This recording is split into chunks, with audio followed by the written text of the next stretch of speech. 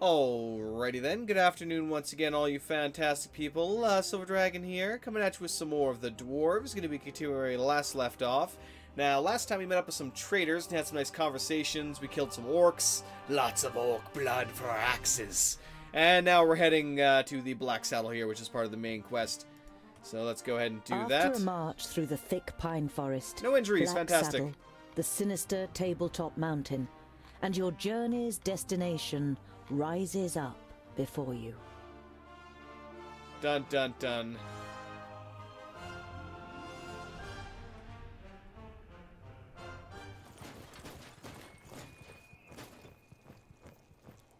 Just a little bit cloudy. Are you sure that the Famulus lives here?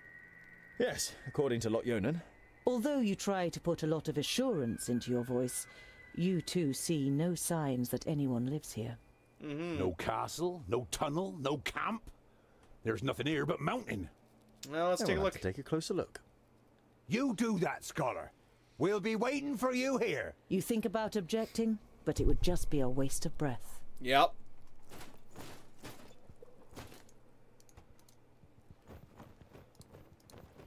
No one tells Bonadil what to do. Alright. Have to go off to the right here. I can only climb a little way here. There must be a better way. Well, let's look off to the right then. At this lovely An old tree. Looks like it could fall down at any moment. Let's do that. There we go. Fell the tree to climb up. And away we go. Up, up, and away! See, I was right. We have enough for 10 days. Too steep. I can't get a grip anywhere. Alright, let's move along then. Move it along. Here we go. I should be able to get up here. Oh, shit. Oh. Phew. That was close. Oh, just a wee little bit of loose stone. Nothing to see here. I hope this is all worth it. I hear you, man. The curse of the mountain descends upon you, dwarf. Rock behind the bushes. Here's a... No, forget it. Look at the rock face. Definitely a rock face. At least it's not a literal rock face, but hey. There's something engraved on it. You realize with surprise that they are runes in the Dwarven language. Indeed. Built with the blood of our enemies, be unyielding as the rock, and soak the land in their blood. Damn! Huh? And surprise, surprise! So, this area is part of the story, and I don't really want to spoil anything about it right now, but to say the least, we do kind of learn a little bit about what's going on here. Hello? Hello! Look at the pool of light. Master Garen. Lot Yonan sent me to bring some items back to you.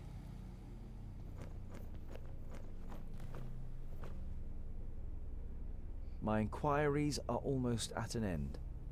That means I can finally go to be with my sunshine. I have never been to Greenglade, but I think I will like it there.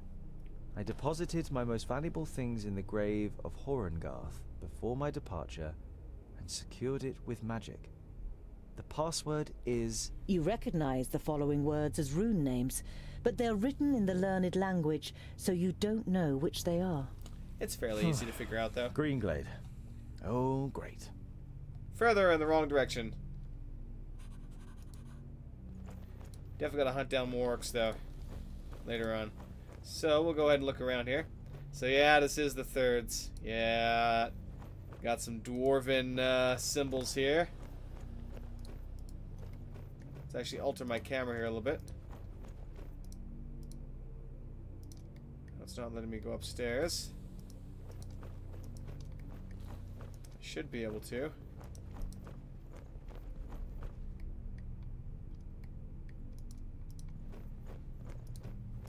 was able to last time.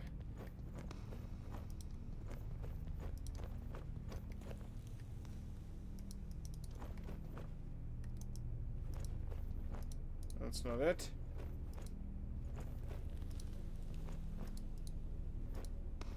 Huh.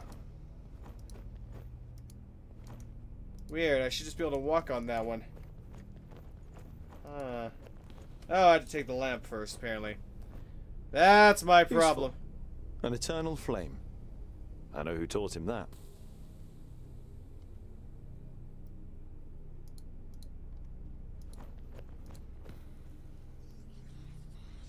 The whispers. Hello? Is anyone there?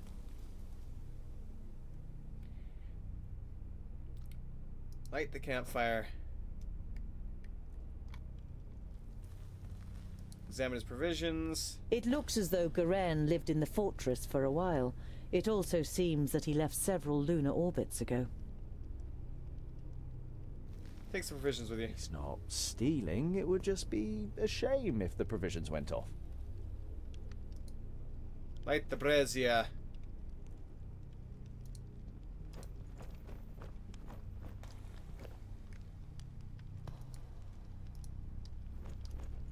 Is there any other ones I can light? Born of stone, forged in battle. Arise, reborn from the blood of the enemy. You're not sure if you really want to know what was once in this basin. The whole place gives you the feeling that a decent dwarf shouldn't hang around too long. Essentially, it's a blood pool. Filled with the blood of our enemies. Light the brazier.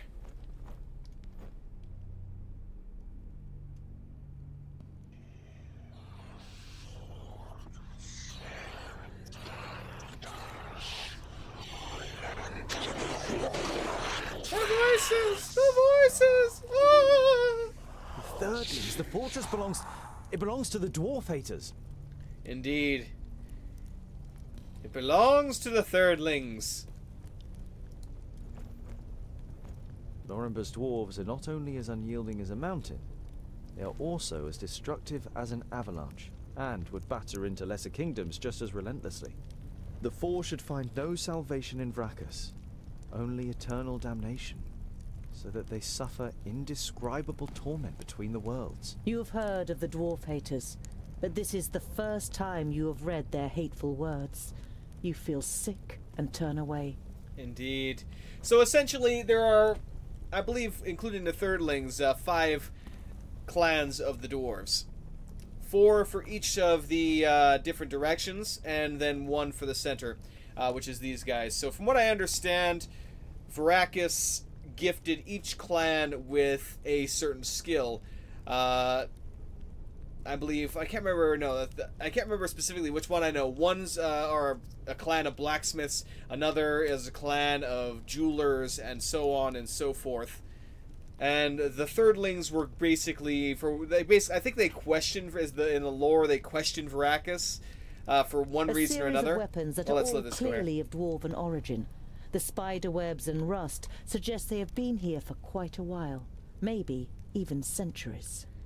So, from what I understand, I think they questioned him for some reason, and he essentially cursed them to have no skills at all. So, that led to them basically hating other dwarves and being the only tribe of dwarves to kill other dwarves. And I think, from what I understand, this used to be one of their main fortresses, and it was the last location of the thirdlings. So they were basically, all the other tribes had grouped together and wiped them out because of of their ways, essentially. Let's look at the scribbles here. You have difficulty deciphering the scroll. Throw the firstlings in the forge, beat the secondlings to a pulp. The fourthlings are the rest is illegible. But you can tell it's probably pretty bad.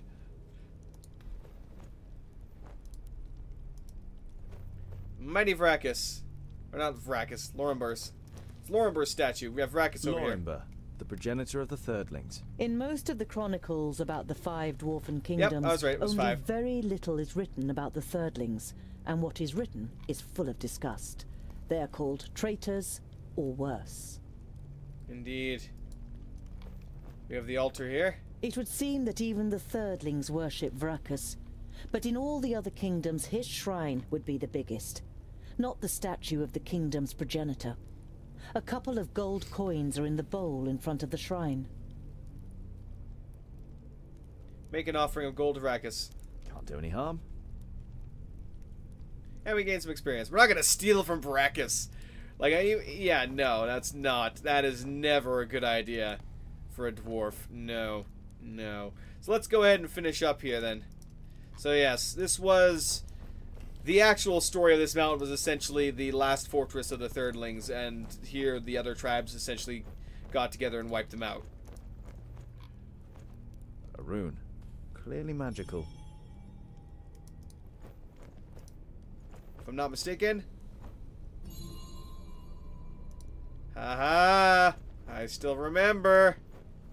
I think. And ding! Open sesame! Maybe. Possibly. Excellent. Ah! That's it. So that lovely pool in the center here would be filled with dwarf blood, where the Thirdling warriors would bathe and come out and essentially kill dwarves. Is my guess. So yeah, that's some creepy shit. Goren's most valuable belongings. That's the Thirdlings for you. A silk scarf that must have belonged to her, and medallion. Take the medallion.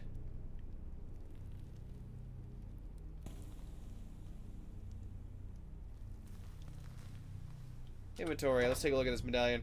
Grants 1 extra action point for every 5 seconds during battle. Ooh, that's useful. Let's go with that. I mean, healing would be really, really nice. It's actually really tough. No, this is better. This is better. For you... You know, let's give you this one, because, you know, that'll allow him to use his little whirlwind blade more often. Alright, that should be just about everything. Leave the secret fortress. So yeah, we will learn a little bit more about the Thirdlings later. And now we have to climb back down. And now we have enough provisions for another couple of days.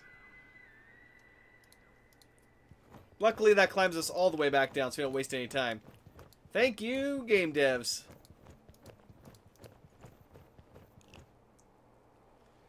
Talk to the twins. So, Scholar, what are the results of your inquiries? There is an abandoned fortress in the mountain, and I think it belonged to the Thirdlings. Boindale's eyes narrow. The blasted dwarf killers!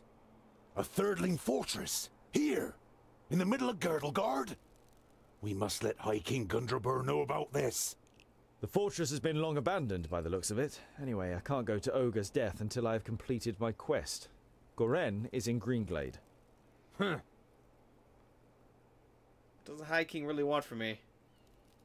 The High King? Why do you want to bring me to him? All right then. It's about the choice of the new High King. Gandagar, the king of the Fourthlings, is with his entourage in Ogre's death and is supposed to ascend the throne. But our acting High King Gundrabur wants to prevent that from happening. He fears that Gandagar wishes to instigate a war against the elves. What do you know about the Thirdlings? A Thirdling fortress? Here, in the heart of Girdlegard. That's strange, isn't it? Indeed. And worrying. But they've always been wily. They move in the shadows and kill there too if they can. Do you know their story? And here they're actually going to tell their I've story read here. about it. Lorenberg, their progenitor, rejected the name that Vracus gave him, Here who we in go. turn did not give him any special talents, so his kingdom studied war. It helps them defending the East, but it also meant they ended up confronting the other kingdoms. No dwarf would ever even think of injuring one of his kind, never mind killing them. But the dwarf killers are proud of it. When they were even more powerful, they wanted to become the rulers of all dwarves.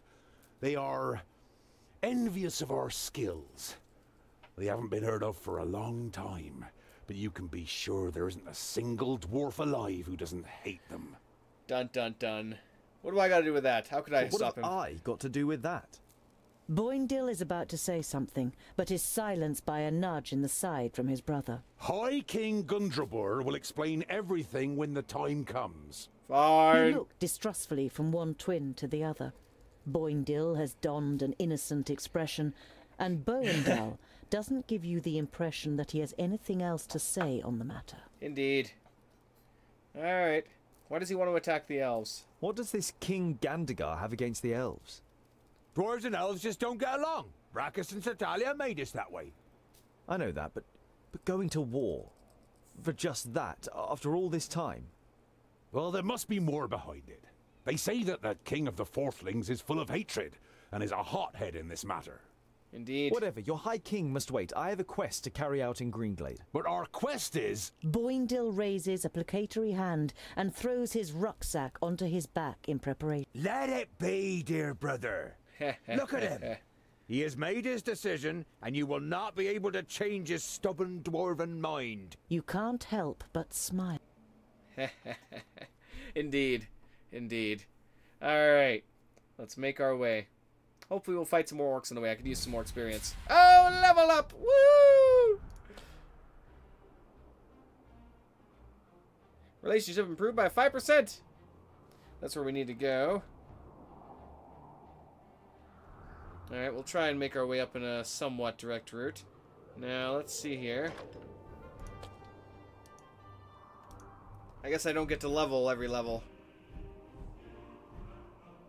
That's a shame. But if I got new skills every single level, I'd be a little crazy. But hey. Okay, let's make our way north here. To Steepleton. There are dead orcs lying in the defensive trenches and strewn over the meadows in front of the city. Some of the locals are busy throwing the bodies on pyres, while actually see others about repair the checking out that minor quest, maybe. damage done to the city wall. Let's enter the town. You enter the city and the garrison at its centre without being spoken to. It is only when you reach a heavy oak door that leads, you assume, to the commanding officer's Actually, we'll go to that question mark over that there. you are halted by a guard. In Dwarves, Followston. eh? Seems we aren't to be spared anything these days. What do you want? You've had dealings with the orcs too? It looks like you've got an orc problem. Had. Our scouts detected the army early on, and we were able to repel them without any great losses. A small army of orcs like that couldn't breach our mighty walls. Your mighty walls look like they're about to collapse under their own weight. The soldier isn't intimidated by Boindil. He juts his chin out confidently. At least they stopped the orcs, unlike your dwarven walls in the north. Oh! I must speak with your commander. Commander Valor doesn't have time. He's still very busy dealing with the aftermath of the orc attack. Information about the orcs that he is sure to be of interest to him. Commander Valor is dealing with the orc problem, and I have important information concerning it. I witnessed a meeting of the orc lords. The guard eyes you with interest and tries to judge whether you can be trusted. Finally, he stands up, opens a door, and enters the room ahead of you. The commander looks up from his work. The guard repeats what you told him. Your information about the orcs could be useful. We have fought them back, but not yet defeated them. Come in. The commander listens attentively, and now and then asks questions, as you tell him about the 3 orc armies and the meeting of the chieftains with the Alv Synthoras. This sounds very grave. I will send out messengers. We must be prepared. Damn straight.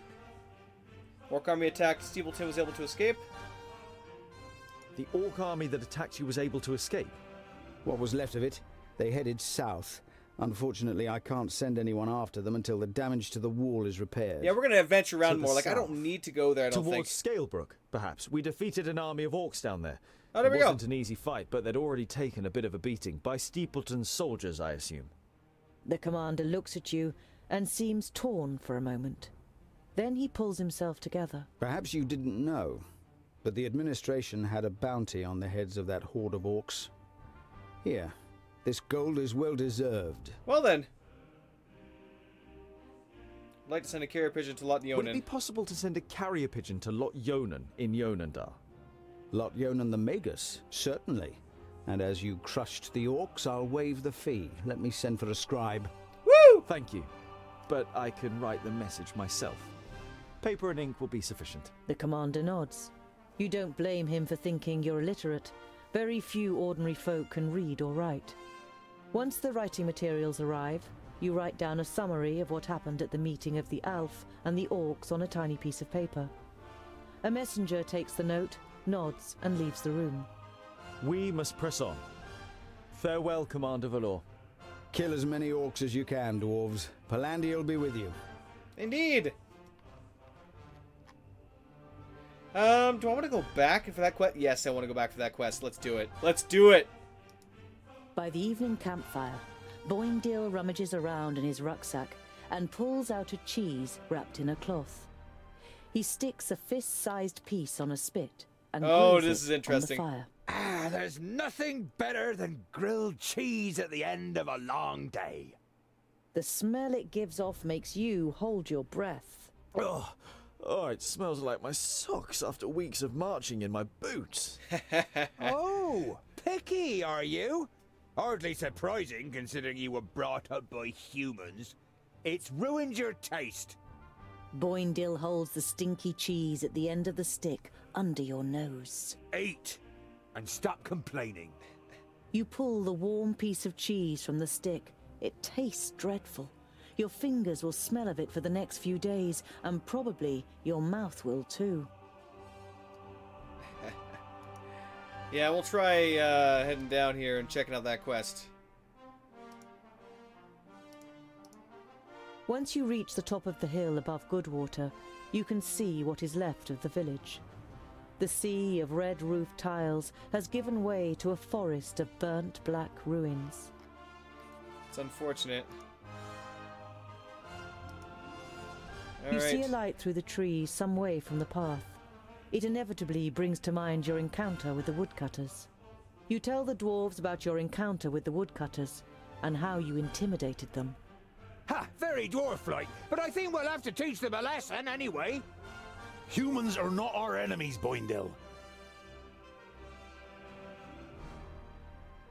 You must confess that you'd have liked to have taught the woodcutters a lesson, but Boandal is right. Beating up humans is not our mission.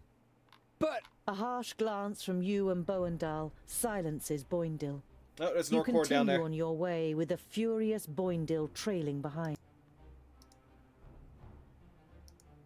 The farmstead has been plundered, ravaged, and part set on fire. But not all of the buildings are destroyed. You call out for any survivors. There are no answers. Search for survivors. You split up and search for signs of life in the burned-out ruins of the farmstead. You take on the main building.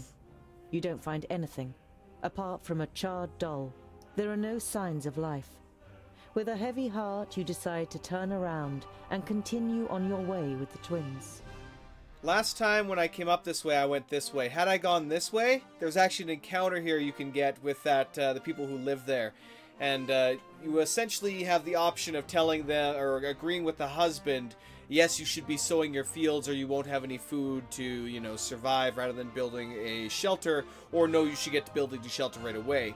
Last time I actually chose to tell him to sow the field, which was a mistake, and they all likely died. Now, had I arrived here before, going along on my little merry way for the main quest, then I might have actually been able to encounter that. Alright, let's kill some orcs. As you near Calmstead, you see that the surrounding fields are in flames.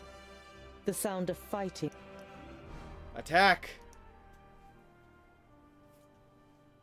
Alright. For experience! Yes? help! There's still. Let's get them out of there, and quickly. At once. Understood. For Good Brachus. kill!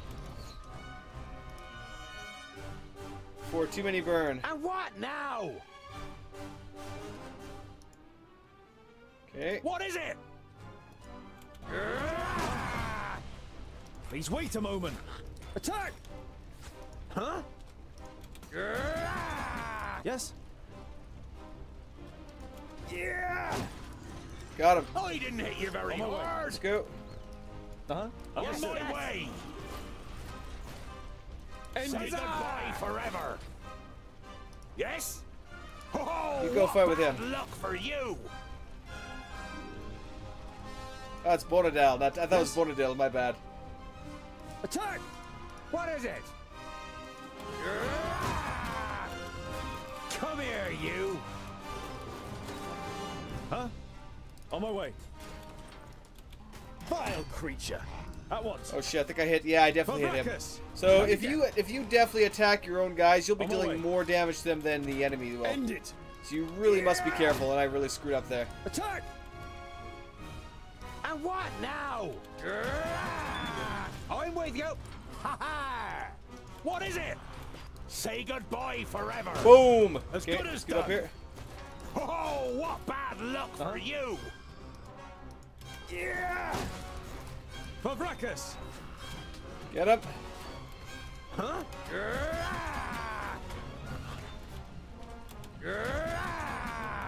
Huzzah!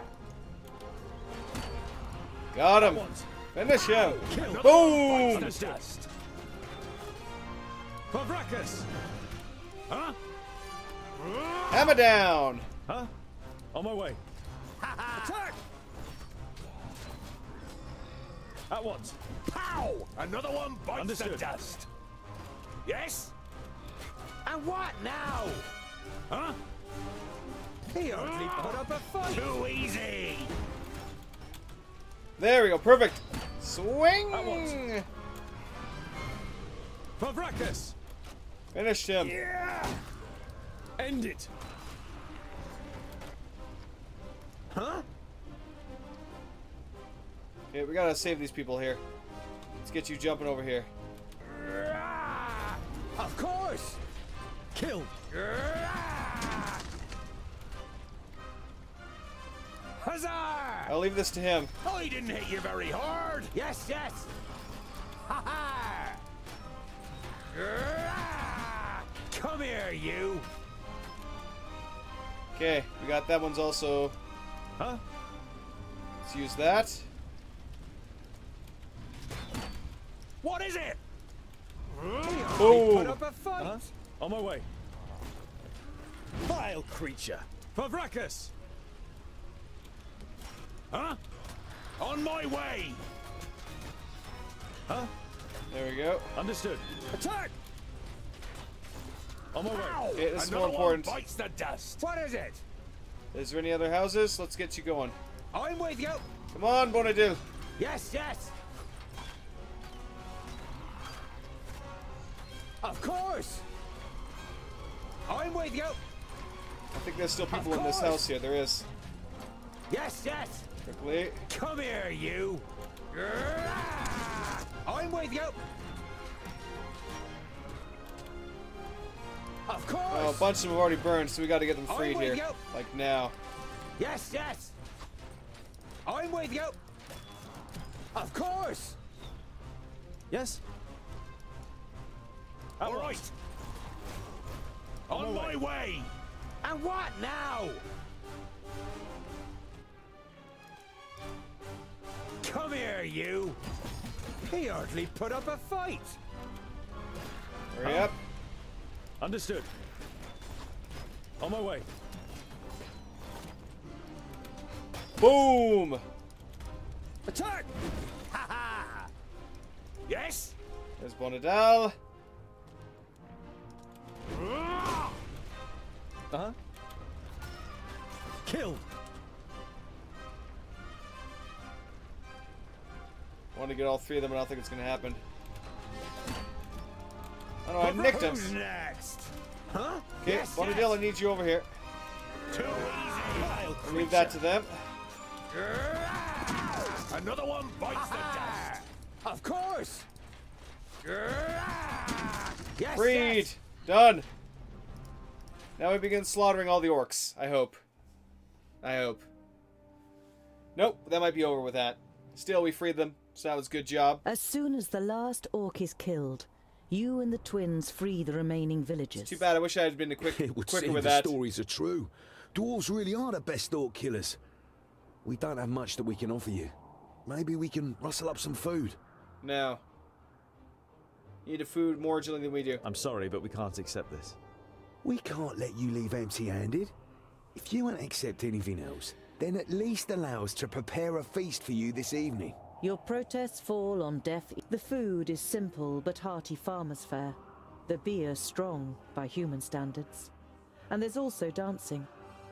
You only really stayed on out of politeness. But you and the twins end up emptying tankard after tankard. The next morning, you set off again in good spirits and with full stomachs. Excellent. Oh, dried flowers. Pretty but worthless. Okay. Relationship improved. Fantastic. Now, where'd that last orc horde go?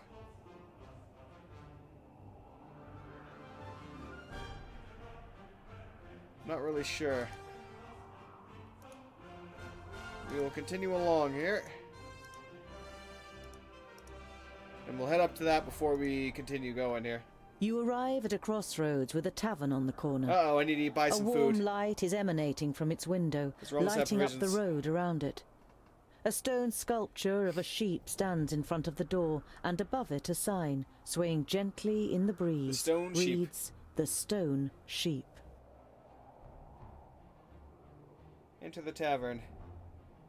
You enter the tavern with a determined stride, and are greeted by a thick wall of pipe smoke.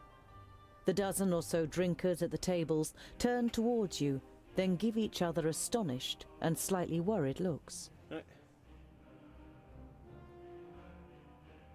Sit down at an empty You table. walk to the nearest empty table with the twins in tow and sit down. The landlord comes out from behind the bar. What can I get you? You hear surly muttering from one of the tables. What are groundlings doing showing their faces here?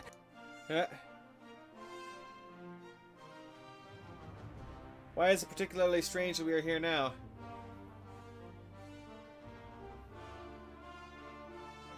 Let's see what he has for sale first thing, though. I need provisions badly. 85 for 170 gold? Done. Done. You turn to the guest who'd muttered something about groundlings. And why is it so strange that we... The man glances up briefly, and then stares drunkenly at his tankard, and mutters with a Ha! snarl. Don't play the innocent. The orcs are terrorizing our lands. And whose fault is it? You let them in. I was not at the stone gateway, and I don't know what happened. But you can be sure of one thing. Dwarves would never cooperate with orcs. We kill them no sooner than we say them, or my name isn't Boindle Doubleblade. The drunkard and his neighbour are given a start. They mumble an apology, and turn their attention to the beer in front of them. The two travelers passed this way. One was a familiar, the other was a mercenary. Did two travellers pass this way? One was a famulus, the other a mercenary. The landlord shakes his head indifferently and mumbles something incoherently. One of the guests is about to say something, but shuts up when the person next to him gives him a poke. Alright. What were you gonna say? You stand up and turn to the room. This round's on me. The faces of the guests and the landlord brighten up immediately. The landlord gets to work pulling everyone a beer and handing out the tankards. Some of the guests say cheers to you as they get their drinks. Come on now, tell us what happened. We're all friends here. The man who Beer was going to says speak all. the first time round looks over to his Beer neighbour, solves all. who nods. Two travellers spent the night here. One had a robe on, the other was a mercenary. The next day they left, all in a hurry. Said they'd been attacked by an elf. Dun, dun, One dun. of the other drinkers finds his voice too. There was a hell of a lot of noise that night. As if there'd been a dust-up. You left some gold here for the trouble. I thought they meant the noise. but then I noticed the broken window. The landlord sighs. See, this is the Please interesting don't thing. tell anyone else about this. Who will want to spend a night in a tavern where an elf has been sighted? This is actually the interesting thing, because in the book, he didn't actually find those bodies on the road. He actually met those two here on their way, and he was actually in the room with them when the elf broke through the window. So that was actually rather interesting. And I think it was actually closer to Black Saddle as well, where he met the others. Or maybe it might have even been after Black Saddle. Yeah, I think it was actually after going to Black Saddle that he met up with Bonadil and Bonadal, if I'm not mistaken.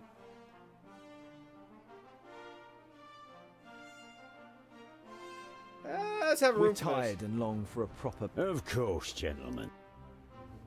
And we got some experience. And we now have enough rations to last us a while. Which is good. I should have interrupted that trader. Oh, perfect! A colourful trader's wagon drawn by 2 stocky horses is coming towards you. A small man is sitting on the box seat, and as soon as he sees you, the wagon slows down. As it draws to a stop next to you, he's a dwarf! You realise that the driver isn't human. He's a dwarf. Well now! Greetings, my friends. All too rarely does one meet wayfaring dwarves around here. You can call me Mort. Greetings, Mort. I am Tungdil. This is Boindil and Boendal. You are happy to meet another dwarf, and such a friendly and eloquent one at that. Wayfaring dwarves may not be common, but a travelling dwarf trader? Now that really is weird. Then you see what great luck it is that we've met like this. Come, have a look at my wares. I'm sure you'll find something to make a dwarf's life a little sweeter. I'll make you a good price. Sure. Which kingdom are you from? Mort, I hope you don't mind me asking, but which kingdom are you from? The dwarf's clothes seem more like those of humans, and he isn't bearing any coat of arms. My kingdom? Is that important? At your side, Boindil is tensing his muscles, and you think you see from the corner of your eye his hands moving a little nearer to... You two must be secondlings, right? I can tell by your armour. But you... He looks you over for a while. You're not a secondling, are you? As you yourself don't know for sure which kingdom you belong to, you give no answer and just shrug your shoulders. Mort throws you a knowing glance and nods slowly. What does he got for sale? I'll buy some more provisions. Might as well. Where are you going? Where are you heading? To Clintel, a small village where I can expect to do very little business. But the people there are nice and kind. I've known some of them since they were smaller than me. Isn't it astounding how much they manage to achieve in such short lives? After glancing at Boindil's grave expression, Mort continues unfazed. I can say in all certainty that there's not the same ambition to make a difference and change things in our halls. That is because there is no reason to change things if you do them right first time.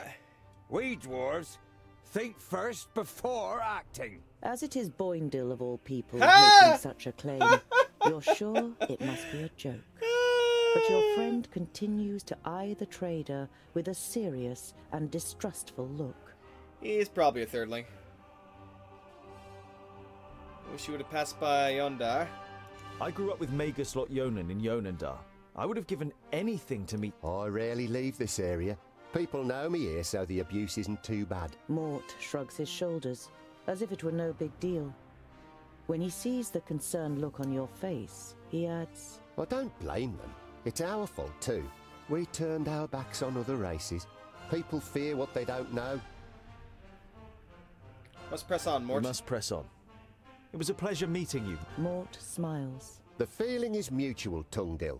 Vrakas be with you. Mort spurs the horses on, and the colourful wagon... You shouldn't be so trusting. The wagon is no more than a few yards away when Boindil looks at you reproachfully. A dwarf who lives alone among humans for years on end and disowns his kingdom? Don't you know what that means? Nope. He's an outcast, Tungdil. His kingdom and his clan have banished him. It's a severe punishment, only dealt out for serious offences. The twins enter into a long discussion about what crime the trader may have committed, and go on to teach you the basics of dwarven law. As dramatic as their accounts may be, you didn't have the impression that Mort was a criminal, nor that he suffered particularly from his exile. Indeed. Of course, the lack of proper dwarven beer, on the other hand, you know. Anyway, let's see what we got here. Indeed! What a pleasure. Farewell. Rakus.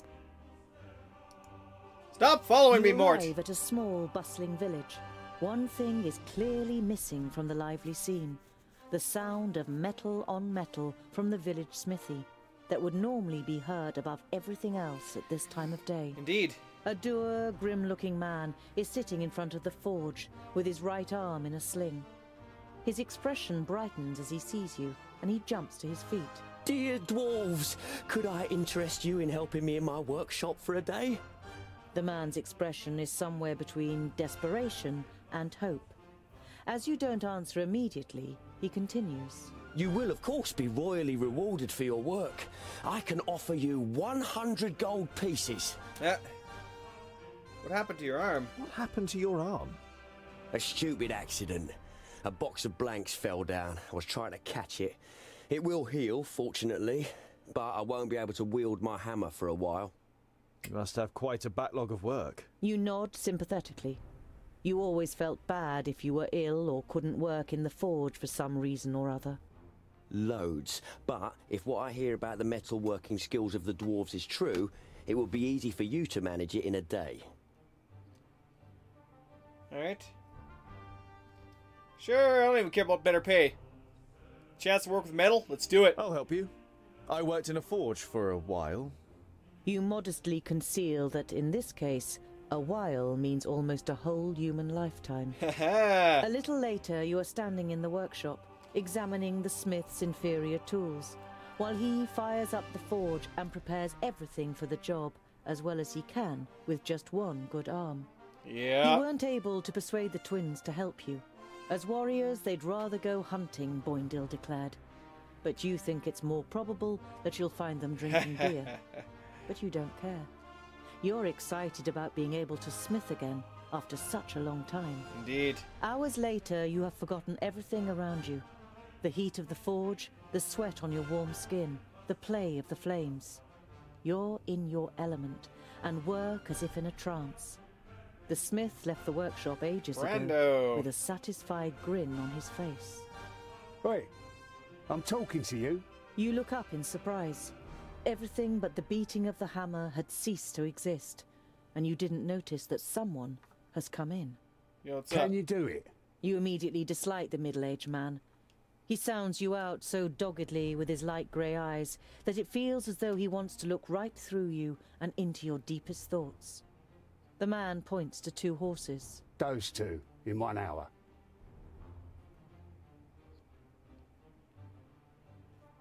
You want me to shoe these horses? No problem. These two need shoeing. Oh, no problem. The man doesn't look convinced, but you get to work with confidence after examining the horses' hooves. Two more armed men are standing next to the horses, sizing you up. Alright, talk to them, why not? So, you're mercenaries, I take it? You're only trying to engage in conversation, but the man looks at you incredulously, as if he didn't expect dwarves to be able to talk. Something like that. Got lots of work?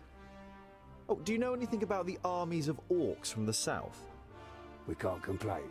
The man's tone makes it clear that the conversation has ended here. You carry out the work in silence. As the leader of the mercenaries pays you, you have the feeling that he is trying to transfix you with his eyes. The men leave the workshop without a word.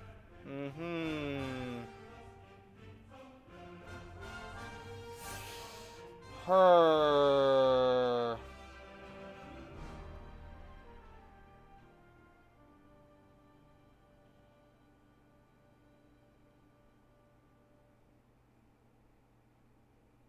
The men Let's do join a it. larger group of horsemen, more than a dozen, outside the village. You stay hidden and listen. Not here in the village. Go. Search the road between here and Clintal again. The other mercenaries nod and the group rides off. You can't make head nor tail of what's going on here. You tell the twins about your encounter, and they decide to be especially vigilant over the next days. You spend the night I in should the have smith's house, had I examined them the closely, next morning. then I might have been, rather than trying to spike up the conversation, plus that, I probably would have learned exactly what they were up to. So that was my failure there. Probably, I'm assuming they're bandits.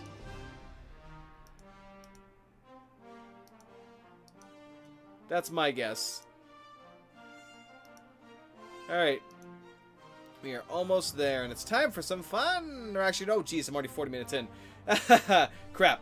Already 40-odd minutes to get in here again. So in that case, once more, we're going to call this here for now. So thank you for watching, everyone. Hope you all enjoyed.